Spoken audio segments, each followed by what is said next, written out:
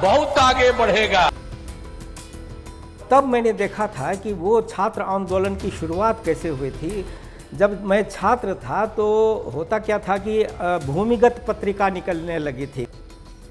कोई मुख्यमंत्री स्थिर नहीं था, 4 मुख्यमंत्री बनने गए थे। एक असेंबली का कार्यकाल 5 साल का होता है, लेकिन 4 कांग्रेसी मुख्यमंत्री बनने गए। नमस्कार, आप देख रहे हैं न्यूज़ 24 और आपके साथ मैं हूं प्रियंका सिंह। बिहार की राजनीति जहां सत्ता का रास्ता संघर्ष से होकर गुजरता है, जहां छात्र आंदोलनों ने नेताओं को गढ़ा और जहां जनता ने कई बार इतिहास लिखा। आज के इस चुनावी मौसम में हम बात करने वाले हैं उस बिहार की जिसने देश को ऐसे नेता दिए जिनका असर सिर्फ पटना तक नहीं, दिल्ली तक महसूस हुआ। जय प्रकाश आंदोलन, जिसे आप जेपी आंदोलन के नाम से भी जानते हैं, इससे लेकर के बेलछी तक और भागलपुर से लेकर के विधानसभा तक बिहार की राजनीति किस किस मोड़ से गुजरी, आज उसी सफर को समझेंगे, तो वीडियो को अंत तक जरूर देखिएगा। साल 1974 बिहार की धरती पर युवा सड़कों पर थे और सत्ता के खिलाफ एक नई आवाज उठ रही थी, महंगाई, भ्रष्टाचार और बेरोजगारी की। इसी आंदोलन से उभरे 2 नाम, लालू प्रसाद यादव और नीतीश कुमार। यही वो आंदोलन था जिसने आने वाले दशकों में बिहार की राजनीति की दिशा तय कर दी।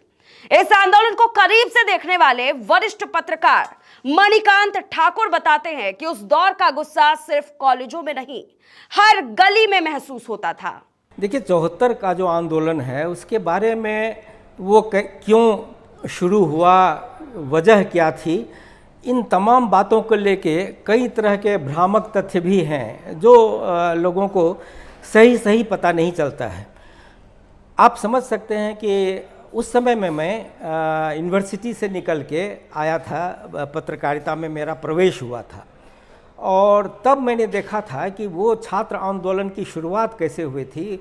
जब मैं छात्र था तो होता क्या था कि भूमिगत पत्रिका निकलने लगी थी। कुछ उसमें जितने जो सामग्रियां होती थी, जो लोगों तक पहुंचानी होती थी आंदोलनकारियों को, जयप्रकाश जी के सानिध्य में ये सारा कुछ हो रहा था, तो वो उसका प्रकाशन होता था और यूनिवर्सिटी में हॉस्टल्स में उसका रातों रात बांटा जाता था। तो उन बांटने वालों में से एक मैं भी था। तो वो जो मैंने उस समय में महसूस किया छात्र जीवन में ही 74 के आंदोलन के सिलसिले में, कि वो एक अजीब उभार जैसी स्थिति पैदा हुई थी। जनमानस में ये लगता था कि एक कोई ऐसी बात लोगों के भीतर तक असर कर रही है जो कि अब सड़क पे उतर के या आंदोलनरत होके ही स्थितियों को बदला जा सकता है। और ये जो उस आंदोलन के मूल में यही था कि ये जो व्यवस्था है इसमें बदलाव की ज़रूरत है। और शुरुआत कैसे हुई थी इसके बारे में बताऊं कि ये खबर आई थी गुजरात से। नवनिर्माण समिति एक छात्रों की समिति थी और छात्रावासों की या छात्रवृत्ति की कुछ समस्याएं थी जिसको लेके छात्रों के बीच में आक्रोश था। और उस आक्रोश की अभिव्यक्ति जो होने लगी थी उस समय में, वो धीरे धीरे पकते हुए एक बड़े आंदोलन के रूप में विकसित हुई।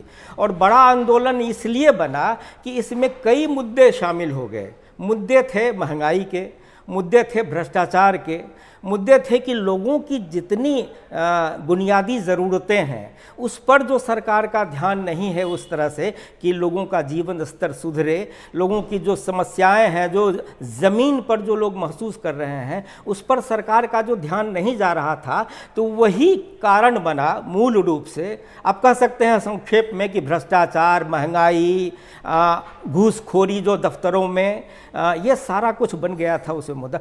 तो हुआ क्या कि इससे जो आम जनमानस जो प्रभावित हुआ था उसमें ये आंदोलन का धीरे धीरे पकने लगा और वो उभार पैदा हुआ। वो ऐसा बन गया, लगा जैसे एक सचमुच का जन आंदोलन है। और ये पहली बार मैंने अपने पत्रकारिता के जीवन में जन आंदोलन किसे कहते हैं उसको महसूस किया था, और वही जन आंदोलन की शक्ल में सामने आया। और जाहिर है कि इसमें जयप्रकाश जी का जो नेतृत्व बिना, तो वो जो भटकाव जैसी आशंका जो थी आंदोलन की, वो भटकाव उन्होंने नहीं होने दिया, उन्होंने नेतृत्व दिया और कहिए तो एक दिशा दी जयप्रकाश नारायण ने। और आपका जो सवाल था कि लालू और नीतीश उसमें कैसे जुड़े, तो लालू और नीतीश उस समय में यूनिवर्सिटी में थे, छात्र राजनीति में थे, और वो उनको वहाँ से जब छात्रों का आंदोलन हुआ तो वो लोग शामिल हुए, और उसमें प्रमुख रूप से लालू यादव उभर के इसलिए सामने आए कि उनका जो भदेश अंदाज था ना बोलने का, लोगों को संबोधित करने का, चुटीली बातें करने का, उन बातों ने या उनके उस अंदाज ने इतना आकर्षित किया छात्रों को कि वो उनके साथ जुड़े, और जयप्रकाश जी ने इसे परख लिया और इसीलिए उन्होंने प्रमोट किया एक तरह से लालू यादव। छात्र आंदोलन ने जब जोर पकड़ा तो उसके मुखिया बने जयप्रकाश नारायण। संपूर्ण क्रांति का नारा सिर्फ नारा नहीं, एक लहर बन गया जिसने दिल्ली की कुर्सी तक हिला करके रख दी। पटना की सड़कों से उठी आवाज जब दिल्ली पहुंची तो इंदिरा गांधी की सरकार को झुकना पड़ा। जेपी आंदोलन ने बिहार को नहीं पूरे देश की राजनीति को नया चेहरा दे दिया। उस दौर की यादें आज भी जिंदा है और वरिष्ठ पत्रकार अरुण पांडे बताते हैं कि किस तरह पटना से निकली क्रांति ने दिल्ली का गणित ही बदल दिया।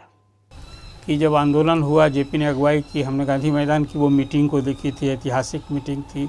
उसके पहले जेपी यहाँ मंगल तालाब में भी मीटिंग किए थे। तब कहिए कि अब टेम्पो पकड़ रहा था, लेकिन वो वैसी मीटिंग नहीं थी, लेकिन ऐतिहासिक मीटिंग जिसको गांधी मैदान ने जेपी मीटिंग की उसको ऐतिहासिक मीटिंग कहते हैं। बाद के दिनों में वो बात थी कि जो उस समय एक कॉल दिया था इस्तीफा का उन्होंने, तो विपक्ष के बहुत सारे विधायक जो ने इस्तीफा नहीं दिया था। सबको एक सत्ता का या कुर्सी का मोह जिसको आप कहिए, कम्युनिस्टों का एक रोल अलग था। कम्युनिस्ट एक तरह से उस पूरे जेपी मूवमेंट में वो कांग्रेस के लिए हो गए थे, लेकिन फिर जितनी गैर कांग्रेस पार्टियां थी सब एकजुट हुई। बाद में तो देखिए आपके जो चुनाव की जब घोषणा हो गई उसके पहले सारे दलों ने एक विलय करके, और जनसंघ भी विलय हो गया और जनता पार्टी बनी थी। तो यहाँ से लेकर फिर मोरारजी देसाई तक, और फिर उसी समय इलाहाबाद हाईकोर्ट का फैसला आ गया था इंदिरा गांधी के खिलाफ, जिसमें वो डिसलॉज कर दी गई थी। तो वो सारी पृष्ठभूमि में जेपी ने जो अगुवाई की, देश को एक ज़रूरत भी थी उस समय। साल 1977 में बेलची, एक गांव जिसने देश को हिला करके रख दिया। दलित परिवारों की हत्या के बाद जब माहौल सुलग रहा था, तब इंदिरा गांधी जंगल और कीचड़ के रास्ते से होते हुए हाथी पर चढ़कर बेलची पहुंच गई, और वही तस्वीर जिसने जनता दल की हवा पलट दी, कांग्रेस की वापसी की जमीन तैयार कर दी। राजनीति के जानकार कहते हैं कि बेलची सिर्फ एक घटना नहीं थी, वो इंदिरा गांधी के कमबैक का प्रतीक बन गई थी। लोगों ने जो उनका शोषण करते थे कि वो एक ऐसी घटना को जन्म दिया जो लगता था कि सचमुच में माना वो जिसको कह सकते हैं कि वो हृदय विदारक घटना थी। हुआ क्या था कि 11 लोगों को पहले पकड़ के लाया गया दलित बस्ती से अपने लोगों द्वारा, और उसको पहले लाठी डंडे से पीटा गया। पीटने के बाद उसको घसीट के खेत में ले जाया गया, और खेत में ले जाने के बाद उसको खड़ा करके उन तमाम 11 लोगों को गोलियां मारी गई, और गोलियां मारने के बाद घायल अवस्था में वो जो खेत था उसमें आग लगा दी गई, मक्की की खेत थी या जो भी, और आग लगा के उसमें एक तरह से झोंक दिया गया। जो या तो गोली से जो लोग अधमरे हो गए थे उन लोगों को झोंका गया, और झोंकने के बाद उसको माने आश्वस्त हुए वो लोग कि अब वो नहीं है, जीवित नहीं है। ये जब घटना घटी तो ये इसकी खबर, वैसे तो वहाँ आजकल जैसा तो है नहीं कि हर जगह कहीं न कहीं से खबर आ जाती है। उस समय में इस खबर के आने में समय लगा, और कर्पूरी जी के शासनकाल में आप सोच सकते हैं, जो कर्पूरी जी को माना जाता है कि वो एक तरह से डाउन ट्रोडन के लिए, दलितों पिछड़ों के लिए उन्होंने अपने आप को नेतृत्व दिया और आए। उस समय की सरकार ने ये मान लिया कि नहीं, ये लॉ एंड ऑर्डर की समस्या नहीं, ये नरसंहार या हत्याकांड नहीं है, बल्कि गैंग वॉर है। दो गैंग के बीच में ये वॉर हुआ। अब गैंग किसको माना गया? तो वो जो दलित थे, उसका जो युवा था जो विरोध कर रहा था, अब उसको प्रशासनिक अधिकारियों ने उसकी लिपापोती करने के लिए उसको गैंग की शक्ल में कि ये गिरोह था, और तो दो गिरोह के बीच में ये झगड़ा था। और ये झगड़े को पार्लियामेंट तक भी में जो गया, उस समय के जो प्रधानमंत्री थे मोरारजी भाई, वहाँ तक से उनके जो गृह मंत्री थे चौधरी चरण सिंह, उन्होंने भी ये बयान दे दिया कि ये लगता है कि दो गिरोह के बीच में ये संघर्ष हुआ कुछ व्यक्तिगत कारणों से या वहाँ के स्थानीय वजह से, और इसीलिए ये घटना सामने आई। लेकिन हुआ क्या कि ये तो बात सच बिल्कुल नहीं थी। तो रामविलास पासवान और कुछ दलित नेता उस समय के सक्रिय हुए, वो गए उस घटना वहाँ उस जगह पर। कहा जाता है कि उन्होंने कुछ हड्डियाँ बटोरी और वो उसकी पोटली बांध के वो ले गए दिल्ली तक, और उन्होंने संसद में इस तरह से वो रखी बात अपनी कि किस तरह का घिनौना, कितना भयंकर कांड हुआ है। ये जब बात वहाँ रखी गई, तब सरकार को लगा कि ये जो अब तक जो इसको छिपाया जा रहा था, ये संभव नहीं है। तो ये खुल के तब सामने आया, और यही वजह थी कि इंदिरा जी उस समय में इमरजेंसी के बाद सत्ता में नहीं थी, तो वो दबाव में थी। वो कैसे इनिशिएट करें, अपनी राजनीति को जीवित कैसे करें। तो इंदिरा जी को ये कहा जाता है, और कई स्रोतों से ये सच भी साबित हुआ है कि सीताराम केसरी ने ये कहा कि मैडम आपको बिहार जाना चाहिए, बेलछी जाना चाहिए, बहुत ही भयानक घटना घटी है। तो उनको ये लगा क्या कि ये सचमुच में यही एक मौका है जो हम अपने आप को लोगों के बीच में ला सकते हैं। और वो आई, और यहाँ आने के बाद जब पता चला कि वो तो रिमोट में है, इतनी दूरी है उसकी, वहाँ जाना कितना असंभव है, लेकिन बावजूद इसके उन्होंने जिद ठान ली कि किसी भी सूरत में वहाँ पहुँचना है। रास्ते में कई बार और बारिश हुई थी, तो उनकी जो जीप थी या उनका जो वाहन ले जाया गया, वो कई जगह कीचड़ में फंस गया। कीचड़ में फंसने के बाद कई ट्रैक्टर का भी इंतज़ाम किया गया, वो भी नहीं जा सका। अंत में वो निराश हो गई, समय बीतता जा रहा था, पहुंचना था बेलछी में। तो हुआ क्या कि उन्होंने कहा कि उनको सजेस्ट किया, उनके कांग्रेसियों ने उस समय जो साथ थे, कि अब ये संभव नहीं है, लौट जाइए, बेलछी अभी भी बहुत दूर है, वहाँ पहुँचना बहुत मुश्किल है। उन्होंने कहा कि अब जो भी हो, लेकिन मैं तो वहाँ जाऊँगी ही। लगता था कि जैसे उन पर एक धुन सवार हो गई थी कि वहाँ पहुँचना उनके लिए बेहद ज़रूरी है। और इस सिलसिले में या उसी क्रम में किसी ने सजेस्ट किया कि आगे जो नदी है आप उसको वैसे पार नहीं कर सकती हैं, तो हाथी का इंतज़ाम किया गया। और हाथी का इंतज़ाम किया, हाथी पर सवार हुई, कहा उनके पीछे में प्रतिभा पाटिल भी थी, वो और उससे नदी पार करके वो गईं। पैदल भी बहुत दूर चलीं। हाथी पर जब गांव पहुंची तो ये तो मजमा, अब वो वहाँ जो इलाका था, कभी इस रूप में कोई बड़ा नेता कहीं आया नहीं था। तो उस समय उनके पीछे पीछे जो इतनी भीड़, और लोगों ने देखा कि क्या साहब इंदिरा जी ने कैसे ठान लिया, और वो पहुंच गई। वहाँ पहुंचने के बाद उन्होंने सारा कुछ देखा। और मुझे याद आ रहा है कि उस समय की जो रिपोर्टिंग हुई थी अखबारों में, इसमें तो एक रिपोर्ट मुझे याद है कि मेरे ही एक मित्र हैं अरुण सिन्हा, वो उस समय बहुत फेमस हो गए थे पत्रकार के रूप में। अरुण सिन्हा मेरे साथ काम करते थे।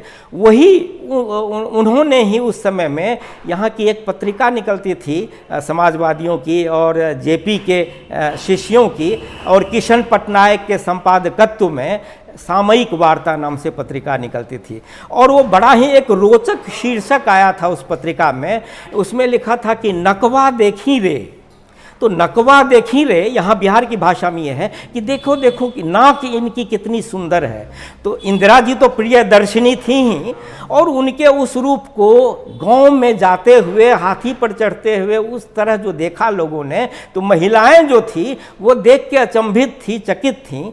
लेकिन ये जो मैंने कहा कि ये शीर्षक क्यों लगा, तो उस समय जो आंदोलन से जुड़े हुए लोग थे वो उनको ये अच्छा नहीं लग रहा था। ये इंदिरा जी से विरोध था और उनके आपातकाल से बहुत ज़्यादा विरोध था। वो आपातकाल के उस विरोध की वजह से उस समय की जो पत्रकारिता थी, जो उस धारा के थे, उन्होंने इसको एक तरह से कि इंदिरा जी का जो प्रयास था दलित से जोड़ने का और इस घटना को आगे लाने का, उसको थोड़ा कुंद करने के लिए ये इस तरह का शीर्षक लगता था कि देखो, मतलब कि वो उनकी, हाँ, उनके रूप के बारे में लोग जो हैं अचंभित हैं, अचरज में हैं कि ये ऐसी महिला नेता जो यहाँ पहुँची हैं। तो इस तरह से वो उस घटना की याद है। देखिए, जब वहाँ जनता पार्टी की सरकार बनी ना, तो इन फाइटिंग शुरू हो गई थी और कहीं ना कहीं खास करके चरण सिंह कुछ जिसको कहते हैं बदले के भाव से एक्शन के हिमायती थे।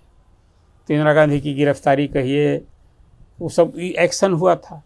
और बाद में संजोग हुआ कि बिहार में बाढ़ का वो बेलछी गांव है, बेलछी गांव में दलितों को जला दिए गए थे, 5-7 ऐसे लोग जला दिए गए थे। आज तो सड़कें बन गई है, बेलछी ब्लॉक हो गया है।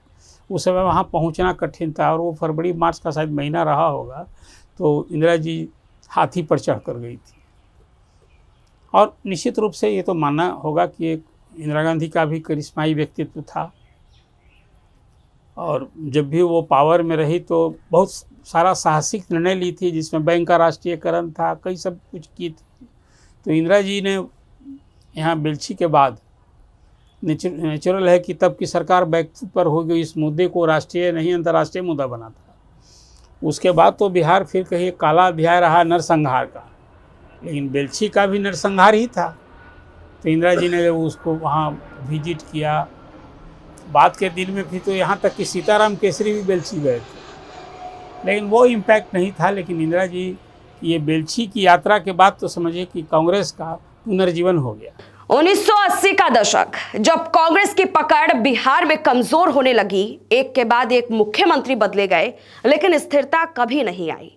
फिर आया भागलपुर दंगा, जिसने मुस्लिम समाज को कांग्रेस से बिल्कुल दूर करके रख दिया। और वहीं से शुरू हुआ यह पूरा सिलसिला, जब कांग्रेस दोबारा बिहार की सत्ता में लौट नहीं पाई। उस दौर के हालात को याद करते हुए वरिष्ठ पत्रकार बताते हैं कि कांग्रेस की सियासत ने अपने ही उलझनों को जन्म देकर के रख दिया। देखिए, निश्चित रूप से बिहार से कांग्रेस की जो जड़ उखड़ गई कह सकते हैं, वो उखड़ने का सिलसिला भागलपुर दंगे से ही उसकी शुरुआत हुई थी। और भागलपुर का जो दंगा था वो इतना ऐसा भयावह था कि, और उसमें कांग्रेस की सरकार की जो भूमिका थी उस पर कई तरह के सवाल उठ रहे थे कि सचमुच में दंगा को नियंत्रित करके जो प्रभावित पक्ष है उसको सहारा देके किस तरह से बचाया जाए। ये जब नहीं दिखने लगा तो निश्चित था, मन जाहिर था कि लोगों में इसका आक्रोश पैदा हुआ। और ख़ास करके मुस्लिम समाज ने देखा कि वो एक तरह से वो नरसंहार के शिकार हो रहे हैं। बड़ी तादाद में लोग मारे जा रहे थे, लंबे समय तक वो चला। और उस समय का जो अधिकारी वहाँ काम कर रहा था, जिनके हाथ में प्रशासन का वो पूरी कमान थी, उनकी तरफ से ये आशंका आने लगी खुल के बाहर कि वो प्रभावित पक्ष को, जो पीड़ित पक्ष है, उसको बचाने के बजाय वो एक तरह से इसको बढ़ावा दे रहे हैं, जो आक्रामक हैं, हमलावर हैं। तो ये बात आई तो उनको बदलने की बात हुई। तो हिंदू पक्ष ने वहाँ के डीएम को बदलने का विरोध किया था उस समय में ज़बरदस्त ढंग से। वो अधिकारी बहुत चर्चित भी हुए बाद में। तो ये जो हुआ तो ये मान लिया गया कि कांग्रेस की जो सरकार थी उस समय, इस सरकार की विफलता है कि ये दंगा इस भयावह रूप में हुआ। और उस दंगा में जो लोग अपराधी थे, जो उसके लिए जिम्मेदार थे, उनको भी दंडित करने में ये सरकार जो उचित रास्ता होना चाहिए, जो कदम उठाया जाना चाहिए, वो नहीं उठाया गया। तो वहीं से लगा कि कांग्रेस से मुस्लिम समाज की विरक्ति शुरू हुई। माने उनका अलगाव एक तरह से शुरू हुआ, जबकि उससे पहले पूरा समर्थन हुआ करता था।